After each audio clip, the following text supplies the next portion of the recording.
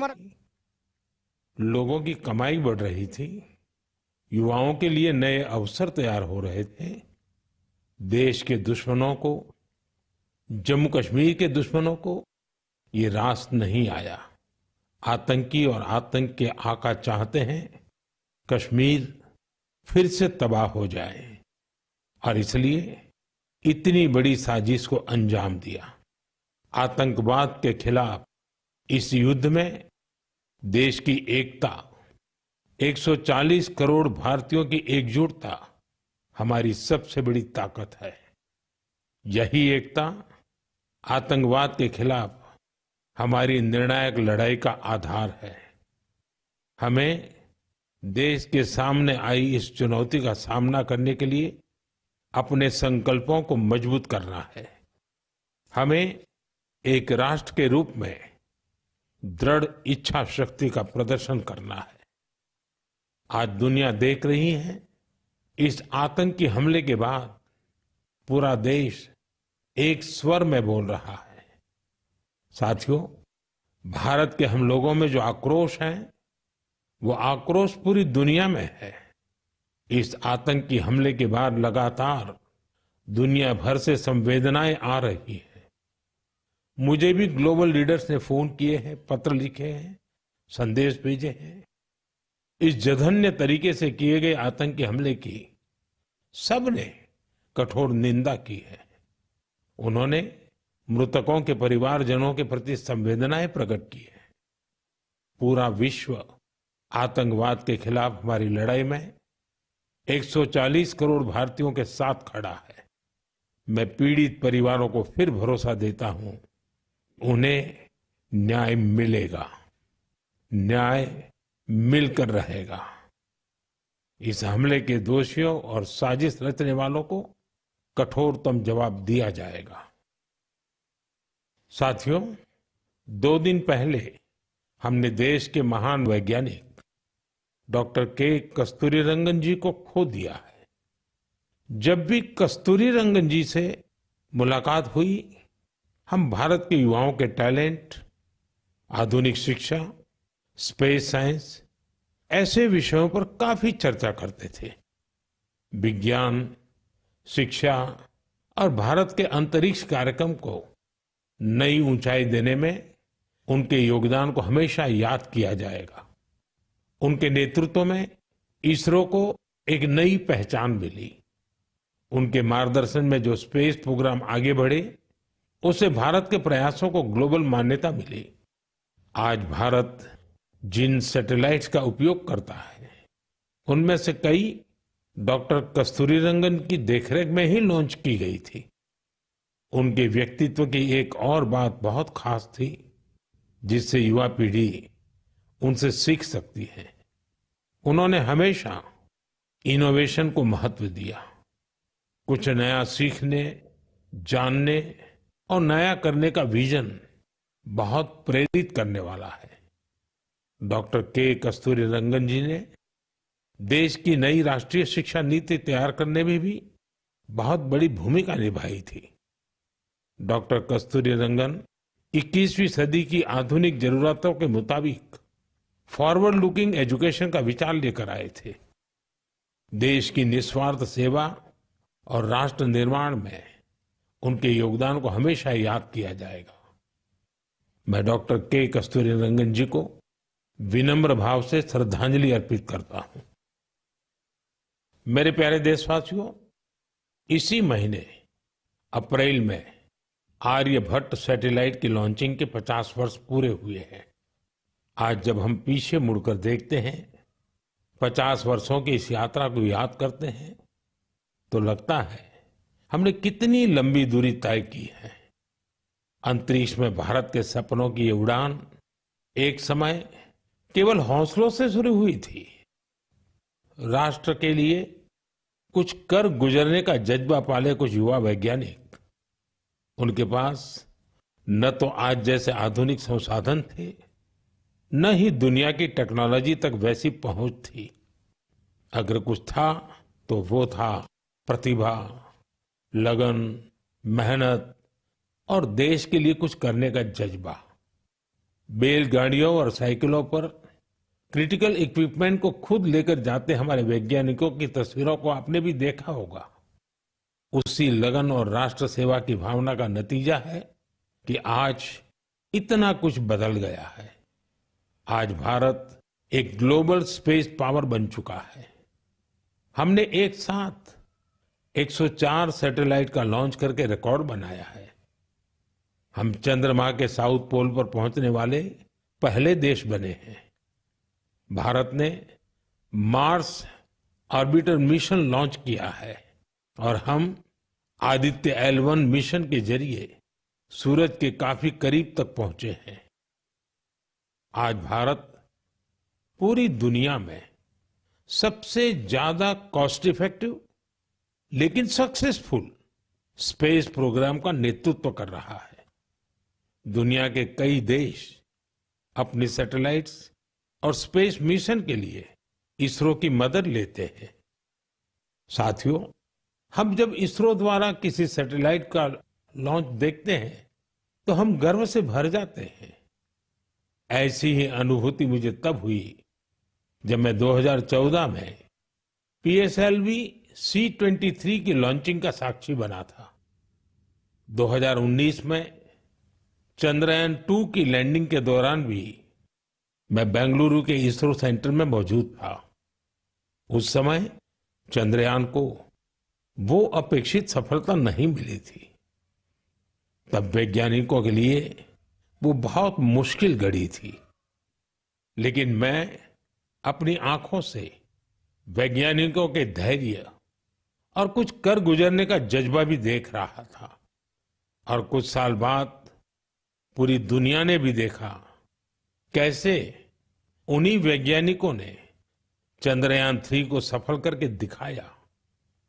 साथियों, अब भारत ने अपने स्पेस सेक्टर को प्राइवेट सेक्टर के लिए भी ओपन कर दिया है। आज बहुत से युवा स्पेस स्टार्टअप में नए झंडे लहरा रहे हैं। 10 साल पहले इस क्षेत्र में सिर्फ एक कंपनी थी, लेकिन आज देश में 350 से ज्यादा स्पेस स्टार्टअप काम कर रहे हैं। आने वाला समय स्पेस में बहुत सारी नई संभावनाएं लेकर आ रहा है। भारत नई ऊंचाइयों को छूने वाला है। देश गगनयान, स्पेडेक्स और चंद्रयान-4 जैसे कई अहम मिशन की तैयारियों में जुटा है। हम वीनस ऑर्बिटर मिशन और मार्स लैंडर मिशन पर भी काम कर रहे हैं। हमारे स्पेस साइंटिस्ट अपने इनोवेशन से देशवासियों को नए गर्व से भरने वाले हैं। साथियों, पिछले महीने म्यांमार में आए भूकंप की खौफनाक तस्वीरें आपने जरूर देखी होगी। भूकंप से वहां बहुत बड़ी तबाही आई। मलबे में फंसे लोगों के लिए एक एक सांस, एक एक पल कीमती था। इसलिए भारत ने म्यांमार के हमारे भाई बहनों के लिए तुरंत ऑपरेशन ब्रह्मा शुरू किया। एयरफोर्स के एयरक्राफ्ट से लेकर नेवी के शिप्स तक म्यांमार की मदद के लिए रवाना हो गए। वहां भारतीय टीम ने एक फील्ड हॉस्पिटल तैयार किया। इंजीनियरों की एक टीम ने अहम इमारतों और इंफ्रास्ट्रक्चर्स को हुए नुकसान का आकलन करने में मदद की। भारतीय टीम ने वहां कंबल, टेंट, स्लीपिंग बैग, दवाइयां, खाने पीने के सामान के साथ ही और भी बहुत सारी चीजों की सप्लाई की। इस दौरान भारतीय टीम को वहां के लोगों से बहुत सारी तारीफ भी मिली। साथियों, इस संकट में साहस, धैर्य और सूझबूझ के कई दिल छू जाने वाले उदाहरण सामने आए। भारत की टीम ने 70 वर्ष से ज्यादा उम्र की एक बुजुर्ग महिला को बचाया, जो मलबे में 18 घंटों से दबी हुई थी। जो लोग अभी टीवी पर मन की बात देख रहे हैं, उन्हें उस बुजुर्ग महिला का चेहरा भी दिख रहा होगा। भारत से गई टीम ने उनके ऑक्सीजन लेवल को स्टेबल करने से लेकर फ्रैक्चर के ट्रीटमेंट तक इलाज की हर सुविधा उपलब्ध कराई। जब इस बुजुर्ग महिला को अस्पताल से छुट्टी मिली तो उन्होंने हमारी टीम का बहुत आभार जताया। वो बोली कि भारतीय बचाव दल की वजह से उन्हें नया जीवन मिला है। बहुत से लोगों ने हमारी टीम को बताया कि उनकी वजह से वो अपने दोस्तों और रिश्तेदारों को ढूंढ पाए। साथियों, भूकंप के बाद म्यांमार में मांडले की एक मॉनेस्ट्री में भी कई लोगों के फंसे होने की आशंका थी।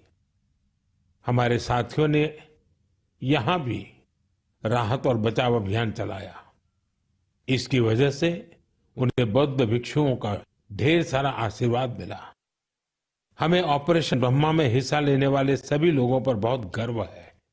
हमारी परंपरा है, हमारे संस्कार है, वसुधैव कुटुंबकम की भावना। पूरी दुनिया एक परिवार है।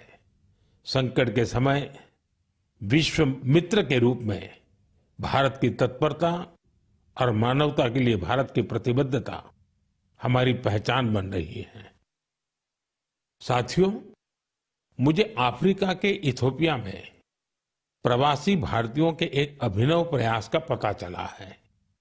इथियोपिया में रहने वाले भारतीयों ने ऐसे बच्चों को इलाज के लिए भारत भेजने की पहल की है जो जन्म से ही हृदय की बीमारी से पीड़ित हैं। ऐसे बहुत से बच्चों की भारतीय परिवारों द्वारा आर्थिक मदद भी की जा रही है। अगर किसी बच्चे का परिवार पैसे की वजह से भारत आने में असमर्थ है तो इसका भी इंतजाम हमारे भारतीय भाई बहन कर रहे हैं। कोशिश ये है कि गंभीर बीमारी से जूझ रहे इथियोपिया के हर जरूरतमंद बच्चे को बेहतर इलाज मिले। प्रवासी भारतीयों के इस नेक कार्य को इथियोपिया में भरपूर सराहना मिल रही है। आप जानते हैं कि भारत में मेडिकल सुविधाएं लगातार बेहतर हो रही है। इसका लाभ दूसरे देश के नागरिक भी उठा रहे हैं। साथियों, कुछ ही दिन पहले भारत ने अफगानिस्तान के लोगों के लिए बड़ी मात्रा में वैक्सीन भी भेजी है। ये vaccine rabies, tetanus, hepatitis B और इन्फ्लुएंजा जैसी खतरनाक बीमारियों से बचाव में काम आएगी। भारत ने इसी हफ्ते नेपाल के आग्रह पर वहां दवाइयां और वैक्सीन की बड़ी खेप भेजी है। इनसे थैलेसीमिया और सिकल सेल डिसीज के मरीजों को बेहतर इलाज सुनिश्चित होगा।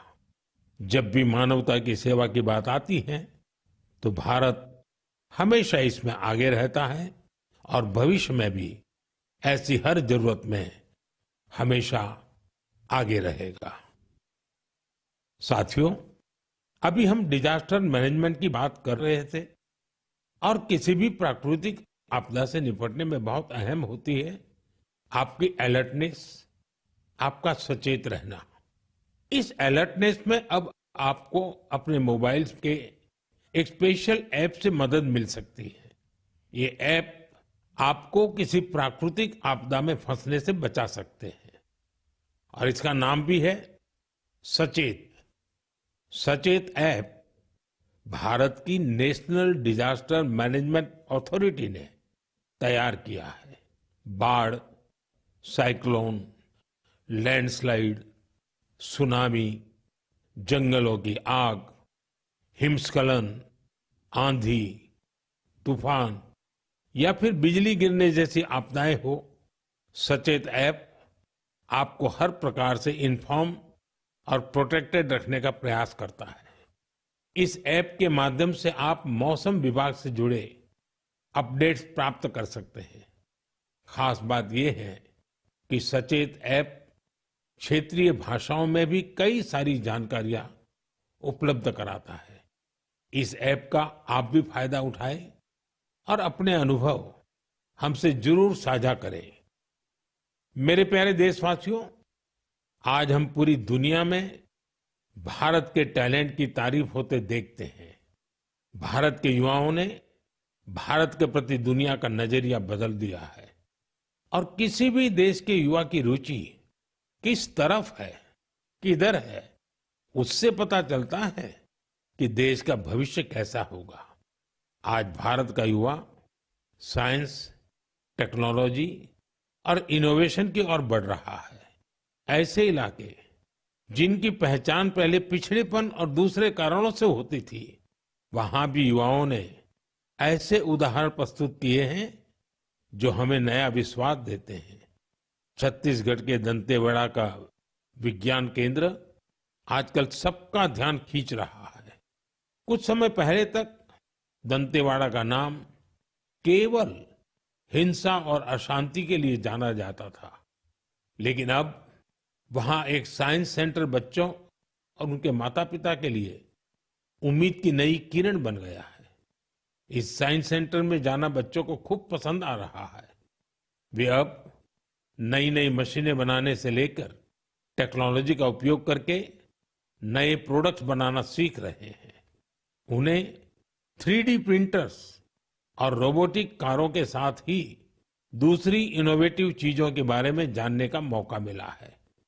अभी कुछ समय पहले मैंने गुजरात साइंस सिटी में भी साइंस गैलरीज का उद्घाटन किया था।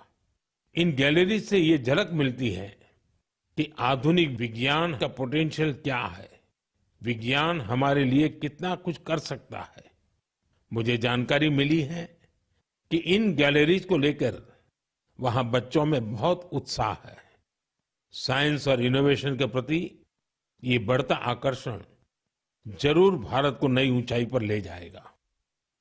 मेरे प्यारे देशवासियों, हमारे देश की सबसे बड़ी ताकत हमारे 140 करोड़ नागरिक हैं। उनका सामर्थ्य है, उनकी इच्छा शक्ति है। और जब करोड़ों लोग एक साथ किसी अभियान से जुड़ जाते हैं तो उसका प्रभाव बहुत बड़ा होता है। इसका एक उदाहरण है एक पेड़ मां के नाम। ये अभियान उस मां के नाम है जिसने हमें जन्म दिया, और ये उस धरती मां के लिए भी है जो हमें अपनी गोद में धारण किए रहती है।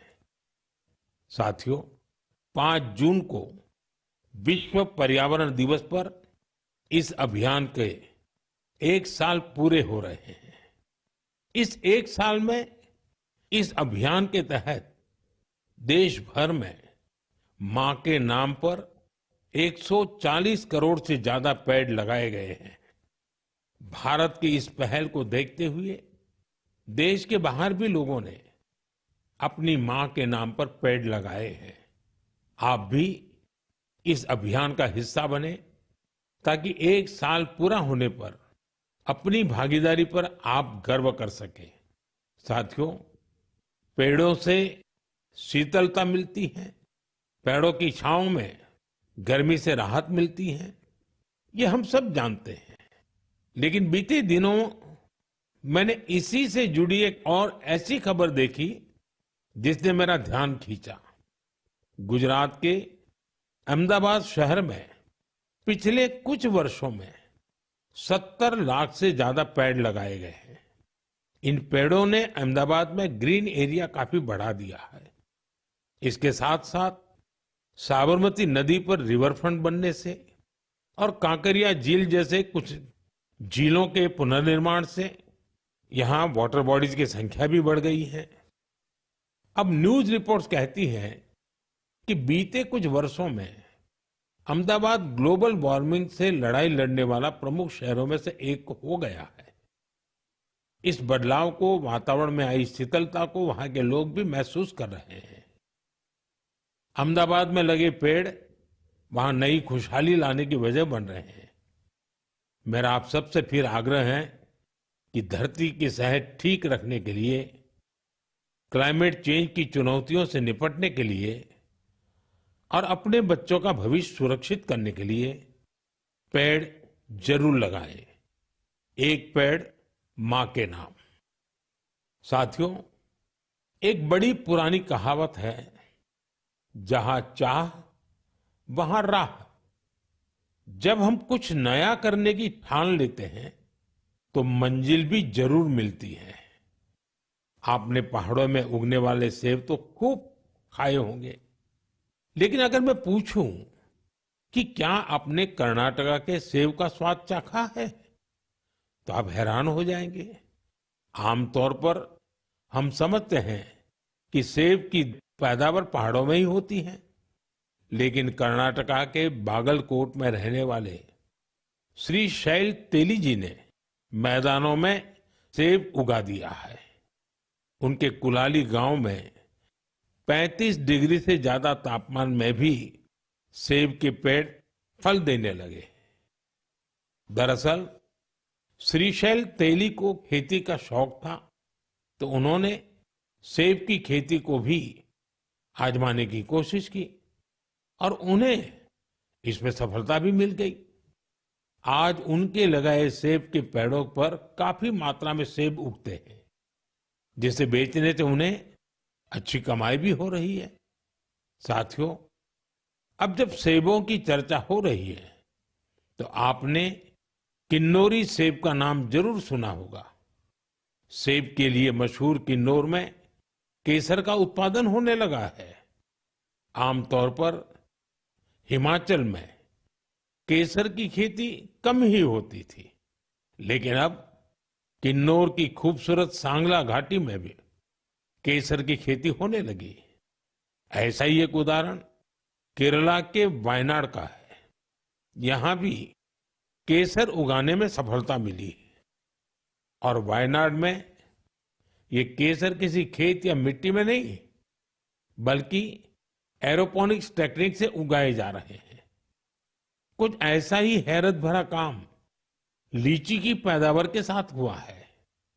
हम तो सुनते आ रहे थे कि लीची बिहार, पश्चिम बंगाल या झारखंड में उगती है, लेकिन अब लीची का उत्पादन दक्षिण भारत और राजस्थान में भी हो रहा है। तमिलनाडु के थिरुविरा अरासू कॉफी की खेती करते थे। कोडाईकनाल में उन्होंने लीची के पेड़ लगाए और उनकी 7 साल की मेहनत के बाद अब उन पेड़ों पर फल आने लगे। लीची उगाने में मिली सफलता ने आसपास के दूसरे किसानों को भी प्रेरित किया है। राजस्थान में जितेंद्र सिंह राणावत को लीची उगाने में सफलता मिली है। ये सभी उदाहरण बहुत प्रेरित करने वाले हैं। अगर हम कुछ नया करने का इरादा कर ले और मुश्किलों के बावजूद डटे रहें, तो असंभव को भी संभव किया जा सकता है। मेरे प्यारे देशवासियों, आज अप्रैल का आखिरी रविवार है। कुछ ही दिनों में मई का महीना शुरू हो रहा है। मैं आपको आज से करीब 108 साल पहले लेकर चलता हूं। साल 1917। अप्रैल और मई के यही 2 महीने देश में आजादी की एक अनोखी लड़ाई लड़ी जा रही थी। अंग्रेजों के अत्याचार उफान पर थे। गरीबों, वंचितों और किसानों का शोषण अमानवीय स्तर को भी पार कर चुका था। बिहार की उपजाऊ धरती पर ये अंग्रेज किसानों को नील की खेती के लिए मजबूर कर रहे थे। नील की खेती से किसानों के खेत बंजर हो रहे थे, लेकिन अंग्रेजी हुकूमत को इससे कोई मतलब नहीं था। ऐसे हालात में 1917 में गांधी जी बिहार के चंपारण पहुंचे हैं। किसानों ने गांधी जी को बताया, हमारी जमीन मर रही है, खाने के लिए अनाज नहीं मिल रहा है।